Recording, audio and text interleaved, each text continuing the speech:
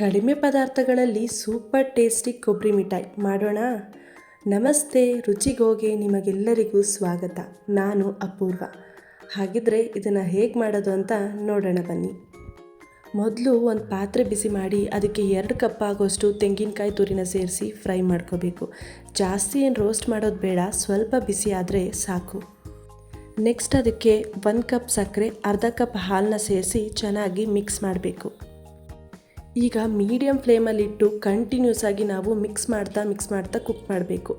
ಮಧ್ಯೆ ಇದನ್ನು ಆಗಾಗ ಮಿಕ್ಸ್ ಮಾಡ್ತಾ ಇರಬೇಕು, ಇಲ್ಲ ಅಂತಂದರೆ ಕೆಳಗಡೆ ತಳ ಹಿಡಿದ್ಬಿಡುತ್ತೆ.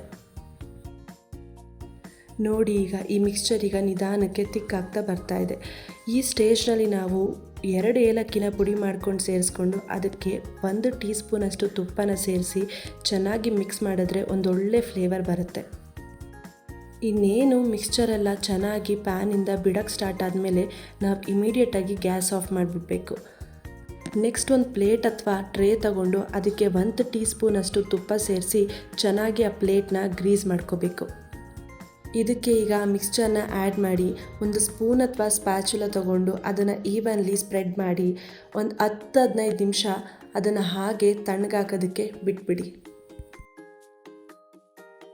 ಇದು ಪೂರ್ತಿಯಾಗಿ ತಣ್ಣಗಾದ ಮೇಲೆ ನಮಗೆ ಇಷ್ಟವಾದ ಶೇಪ್ನಲ್ಲಿ ಕಟ್ ಮಾಡಿಕೊಂಡ್ರೆ ಸೂಪರ್ ಟೇಸ್ಟಿಯಾಗಿರೋ ಕೊಬ್ಬರಿ ಮಿಠಾಯಿ ರೆಡಿ ಆಗಿಬಿಡುತ್ತೆ.